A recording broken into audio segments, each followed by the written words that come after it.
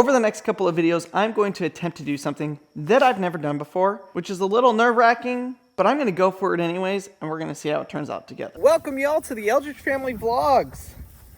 Today, we are starting on something absolutely fantastic, and I am beyond stoked about it. But before we get into that, I want to give you a little bit of an update on a couple of things that have happened in the last couple of videos. Our grass is growing back. I put down that killer a couple of days ago to get rid of the army worms, and it looks absolutely fantastic. Our grass is starting to come back. So it was just like a generic grub killer from Lowe's, and it worked great. Got rid of them pretty much overnight, so I'm really excited about that. But today, we are going to be working on designing, manufacturing, and building our custom 6x9 foot shop door that's going to go right here behind me. This door is the next project on our shipping container build. So if you guys are new here, this is going to be about a 3-part series. So go down, hit the subscribe button, follow us through it, and see how it turns out.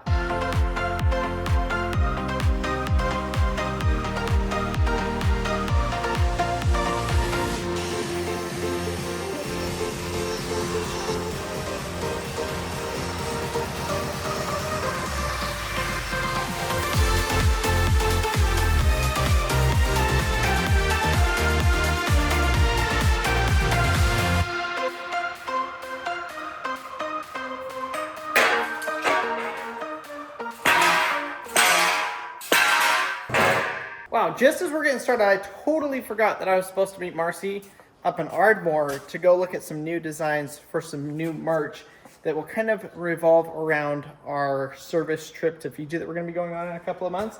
So let's run up there, go take a look at that, see if we can come up with some cool designs. Marcy's been working hard at it, and they're looking really good. So we're going to go up there and go see what we can figure out. From the time I was 18 to 20, I lived in Fiji, and it was one of the most remarkable experiences of my life. It was honestly completely life-changing.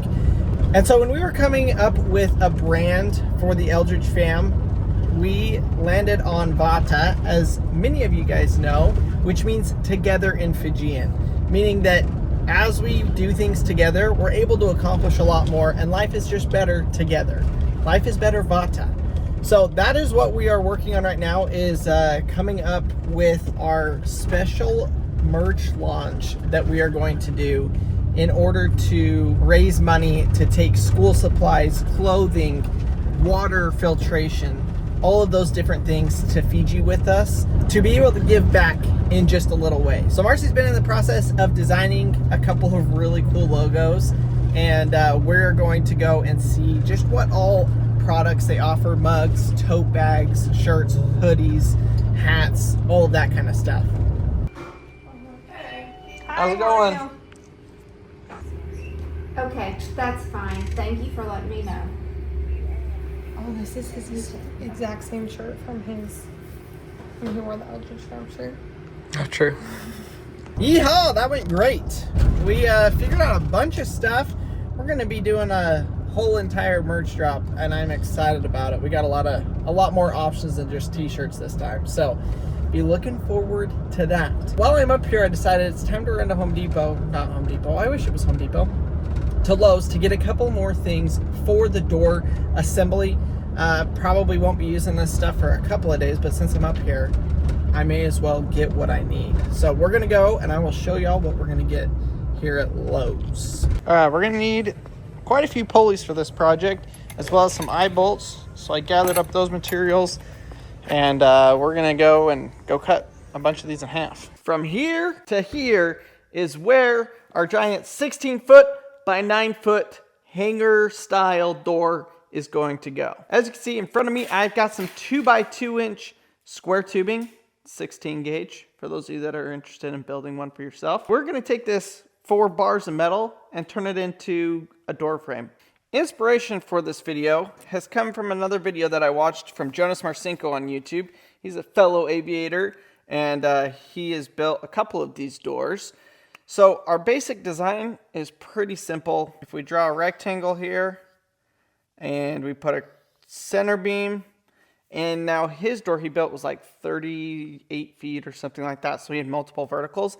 I think we can probably get away with a single vertical like that. Now, I'm not sure if we have all the metal that we need, So we're going to get started and hope that we don't have to go to the metal supply store. But that is the basic frame that we're going to be building today. Now his video was excellent, but for somebody that's actually trying to build one, there were some details that I felt like were left out. So if you are ever thinking of building or designing one of these doors, definitely go check out his video. I'll leave it linked down in the description so it's easy to find. I'm not going to go into a ton of detail. Maybe I'll do like a recap video at the end where I can go into detail and kind of hit the points that he missed in his video. But I've never built one of these before, and so it's going to be a learning process for me. So I think doing a full video at the end where it kind of goes through all of the different steps will be helpful once it's complete and I know where I messed up. This stuff is actually really light.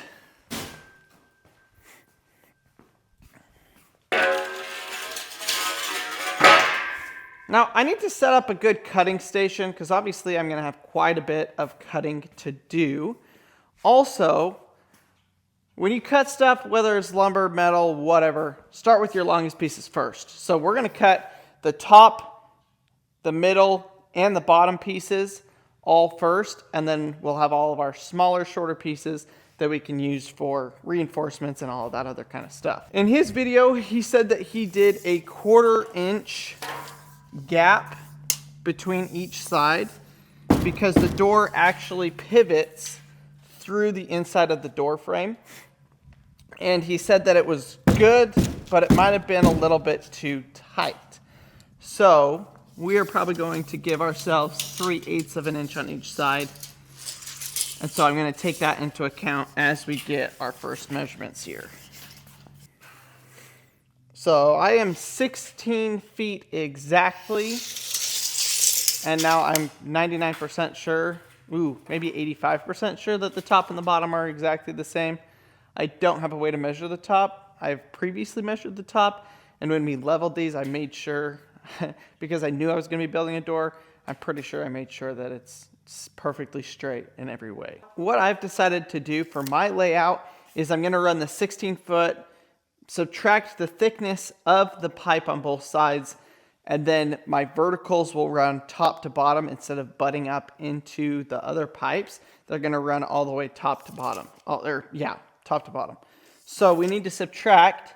These are exactly 2 inch, so we need to subtract 2 inches from this side, 2 inches from this side, 3/8 from this side, 3/8 from this side, minus 4 3/4 inch.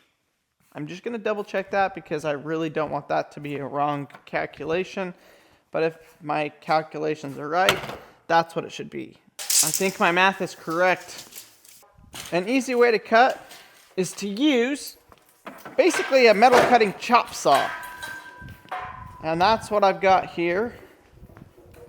I really don't like the blade on this chop saw. I think it's a low quality one, so it takes forever to cut. Thankfully, the metal we're cutting is thin, but it still can be an absolute pain in the butt. I gotta run and get the extension cord hooked up, and then we need to get some 2x4s to level out the piece of metal while we cut it.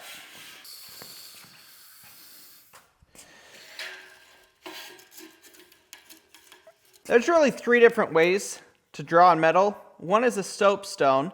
Now this is really cool because it draws great on metal. It is literally made for drawing on metal. Second one is a pencil, which kind of works if you get the angle, if the reflection is right.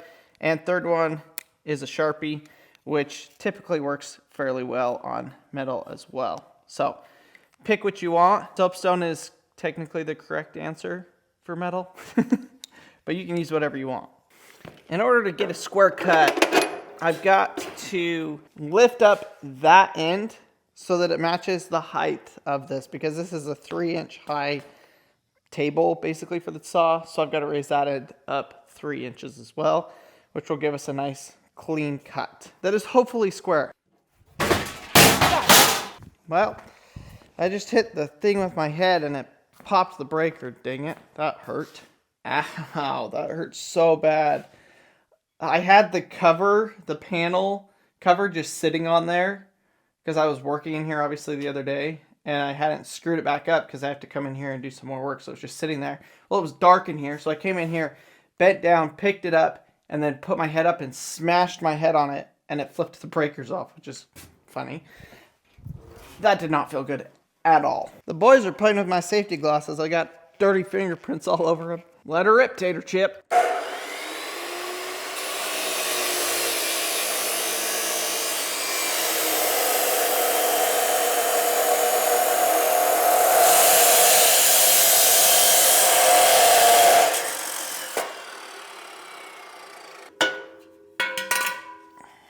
First piece is cut for the door. We'll lay this one as our number one piece. Something like that. Time to do another one. We need 3 of them that length.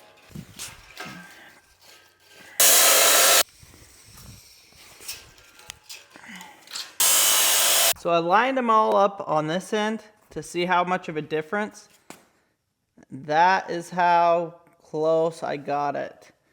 I think this one is probably just less than a 1/16 of an inch longer than the other two.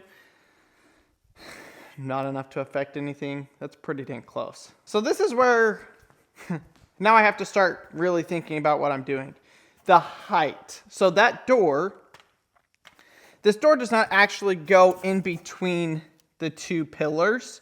It does when it opens because the whole thing pivots. So if this is the wall and the door frame, and this is the door, it basically comes up like this.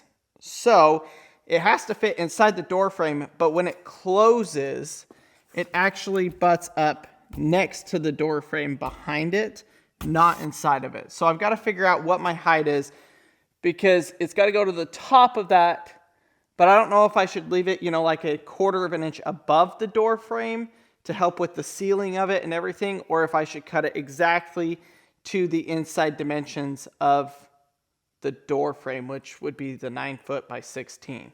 After dissecting his video, he ran so that the bottom of his 2-inch tubing was flush with the bottom of the door frame, so it stuck up 2 inches. Now, I am trying to figure out with the trim that I'm using on the metal, which is basically just a J trim for the top piece, where I want that to land. And I think I probably want it within no more than 1 inch of the bottom. So that way when the door is closed, you aren't looking up underneath the door. You can actually see the trim. Now, it may not actually matter, but I'm just trying to think cosmetically if it would matter. I'm going to go with 1 inch. And hope it works out. That's one of the things when you're designing, building, and testing something that you've never done before, there's a lot of unknowns. So with some deductive reasoning, I think the best option is to go with 1 inch.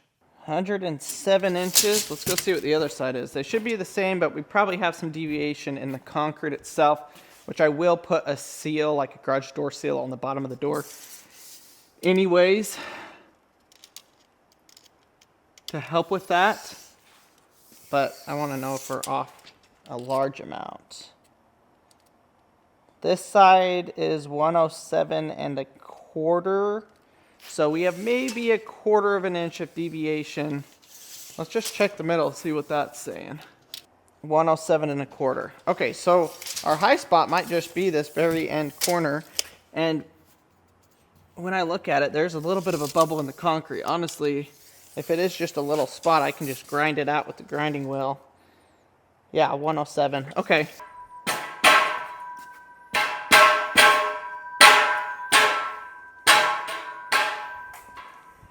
Now the question is our width measurement right?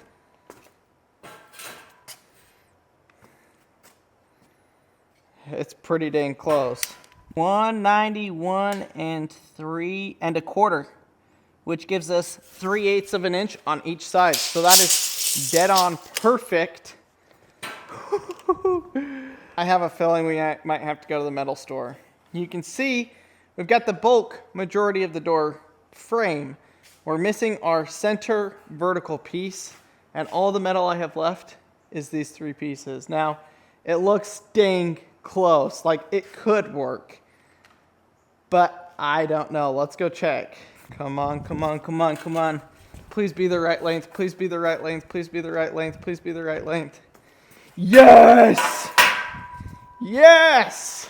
Oh my gosh. Guys, that feels so good. It feels so good. So I'm going to be able to build this whole door frame right now without having to spend an hour and a half or 2 hours going to the metal supply store. Let's just erase all that. I perfectly planned this so that I would have just a long enough piece of extra from the 3 that I cut off so that I wouldn't have to go to the metal supply store and I'd be the most efficient with my materials. I guess it's time to start welding. I'm not exactly 100%. I gotta watch this video again with where I want the center beam. He says pretty much at center, but if I move it down a little bit, that'll make the top of the door slightly heavier, or the bottom of the door, one of the two. He says it's better if you make the top or the bottom slightly heavier, so that way when it moves, it's not perfectly balanced and kind of can get bound if it's perfectly balanced. So having a little bit of weight on the front or a little bit of weight on the back, even just a little bit, will help it to just smoothly open and close.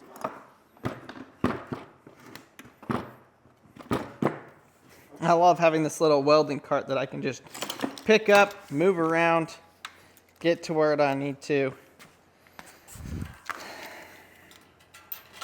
So the way I'm going to do this is I'm going to come and tack kind of each of the corners, and then I will square the door.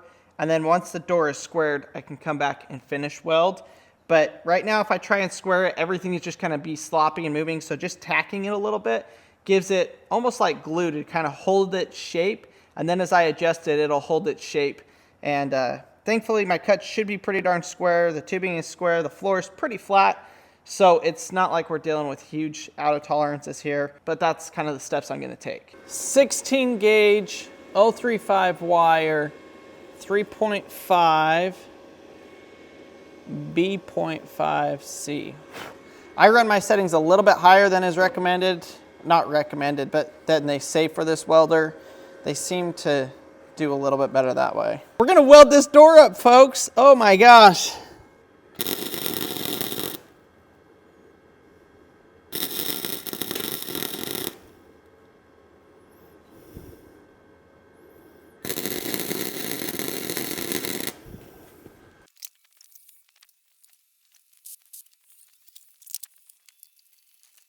Now it is time to square this door up. I'm actually going to take, well, this centerpiece, we're not going to worry about that. We're going to get this centered and then we'll attach that. So I think it's called Pythagorean theorem.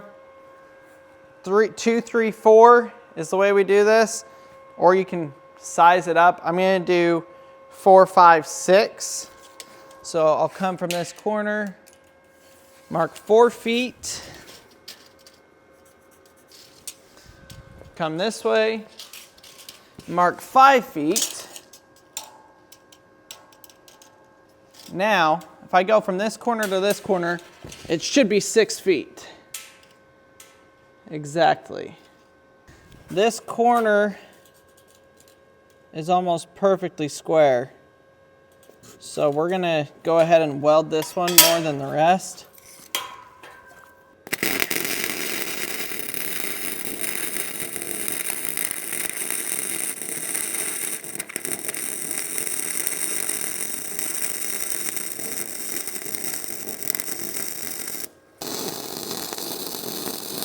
Not too shabby. I like those settings. Those settings seem to be pretty dang good. All right, so now that that corner's solidified, we're gonna base everything off of this corner to make sure everything else is square. Theory in my head says if I go to the opposite side and square this, then everything else should fall in line. I went ahead and cut the one of the tacks on that side.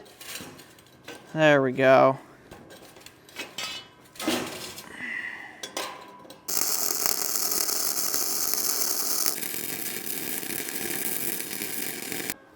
Let's see if my theory was correct of jumping between the two corners to square up the others. Not quite. These two are both off just a little bit.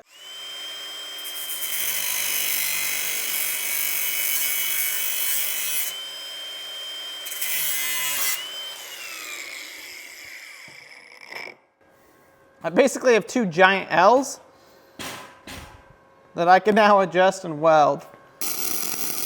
Oh my gosh, it's flipping perfect. Yes, we have a frame. We have a frame. So I'm gonna offset mine by 1 inch. So instead of the center of the board Instead of the center of the tube being at 4'6", it's going to be at 4'5", which will be an inch towards the bottom. And I think that will help with a little bit of the tilting. Not 100% sure, but that's my theory. Typically, you don't really want to grind down welds because you can hide if it's a crappy weld. I'm pretty happy with these welds, but where the sheet metal is going to be on the front of these welds, any like, you know, bulge in it would leave a bulge in the metal when we actually go to sheet this. So I'm going to go ahead and grind these flat and yeah, just clean them up a little bit.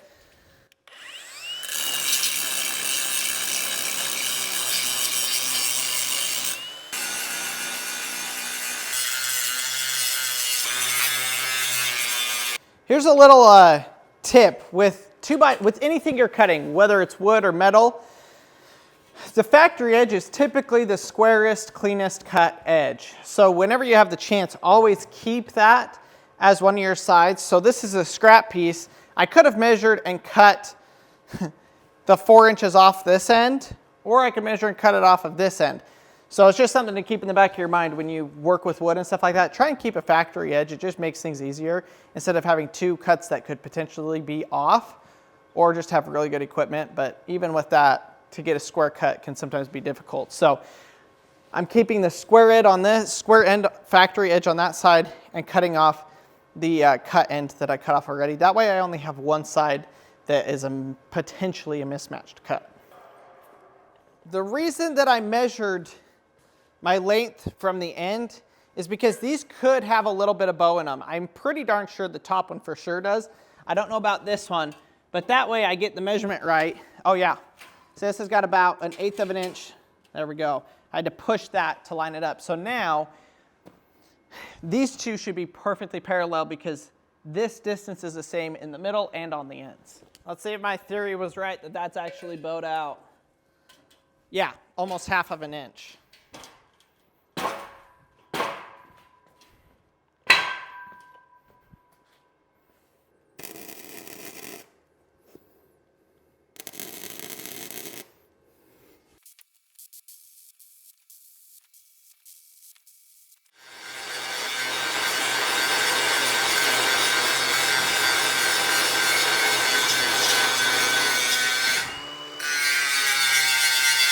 Marcy's just about to leave. I've actually been working on this since 6 o'clock this morning.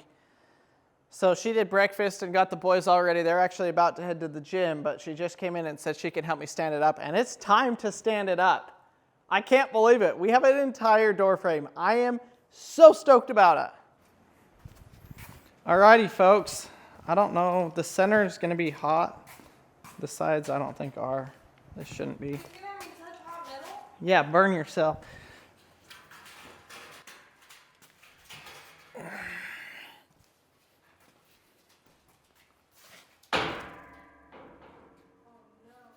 Okay, just come hold it in the middle here.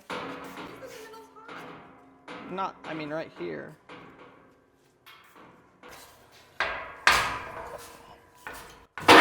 What the? I was wondering why it wasn't square. Yeah. Okay. Probably about right there. That looks, I'm just trying to think what I do now. I've got to weld it obviously, but I want to, You install the tracks. yeah, I got to install the tracks. It's going to be the nicest, it's going to be one of the nicest things we've done. Because now I can pull stuff in and out and not even have to think about it. Okay. Yeah, exactly. Honestly, I didn't think I'd get this far on the first day. Ha, perfect. Dang. So now, the magic that puts all of this together.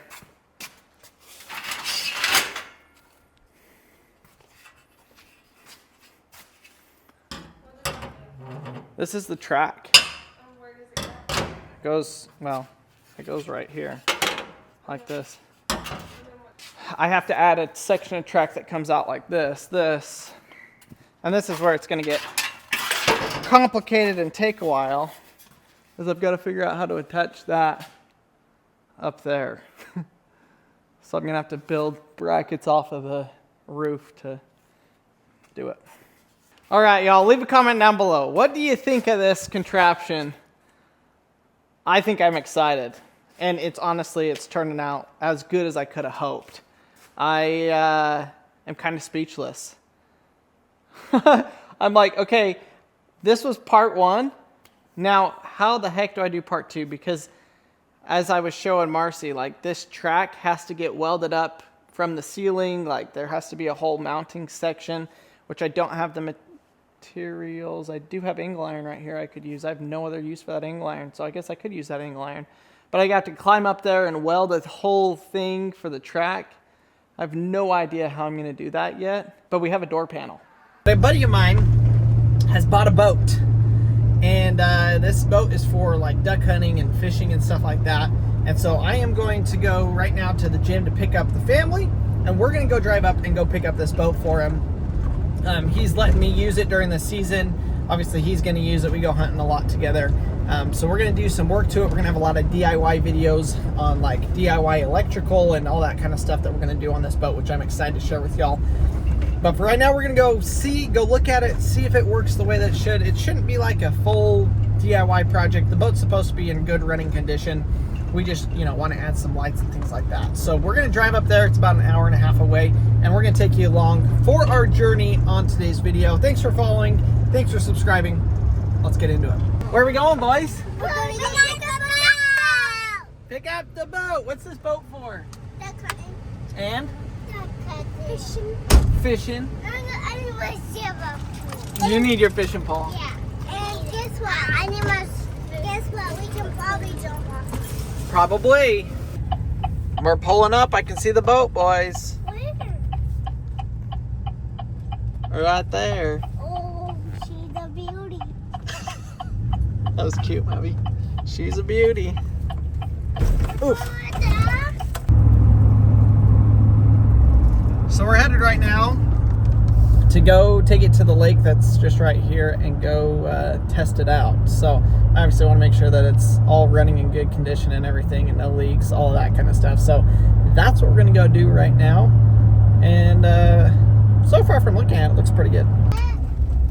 Yeah, Daddy's going to go ride it. Actually, that might be the right size tire, I guess. Wow, this is a cool lake. That's probably good fishing with all the structure. Look at The dock is it looks like this. It's probably a little worn out, this lake, but it is cool.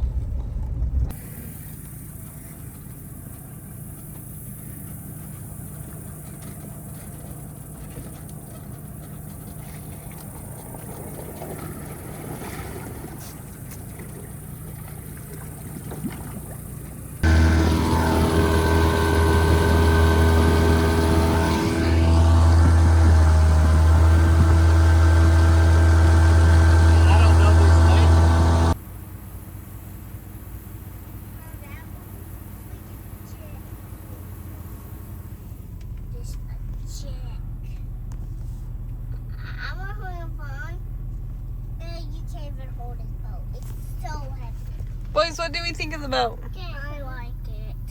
I like it. Mama, TV on. So we came to the tag agency to get it registered with the guy so that we made sure we have everything.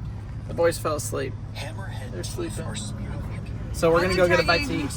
Yeah, the tag agency is closed until 1 o'clock because they do a lunch break. So anyways, we're gonna go find a bite to eat and then we'll be able to go back to the tag agency and hopefully get it figured out. There's a big old boil behind you, Mars. Holy cow.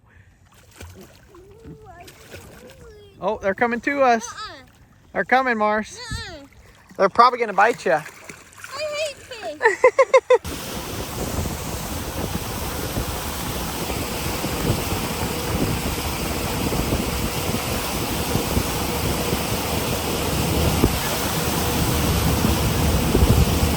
Leave a comment down below if you have fit more into a day than we have today. Oh my gosh, literally insane. So we went to the tag agency, took an hour and 15 minutes to get the boat registered. The lady was super nice, but very, very slow. But we got the new boat registered and all taken care of, which we're excited about that. It'll be an excellent hunting, fishing, exploring boat. our boating boat is only good for like big lakes where you don't want to ding it up, you don't want to run it in shallow water, where this one is shallow water fishing outdoor adventures. So huge shout out to my buddy. I'm working on it in exchange for being able to use it and stuff like that. And so it's going to be an absolute hoot to take these boys and really show them how to fish, to go find arrowheads, to go play on the beaches. I'm really excited. So if you guys want to see that content, go leave a comment down below if we should do some outdoor boys activities. But then we met our friends over at the lake, and we spent the rest of the evening at the lake enjoying the sunset together. We've made some new friends. They've got 2 young boys that are just younger than Maverick and just younger than the twins. So everybody's basically, the same age. And it is an absolute blast hanging out with them. So we've had a lot of fun going out and being on the lake. And tonight it was peaceful. It was calm. The sunset was amazing, as you can tell from the footage. And it was absolutely fantastic. So thank you guys for watching today's video. You literally got a little bit of everything in this one. It was a full packed day. Started at 6 o'clock. It's about 10:30. So I am wiped out and ready for bed. But we have got an absolutely crazy day tomorrow as well. Leave a comment with what your favorite part of today was, and we will see y'all tomorrow.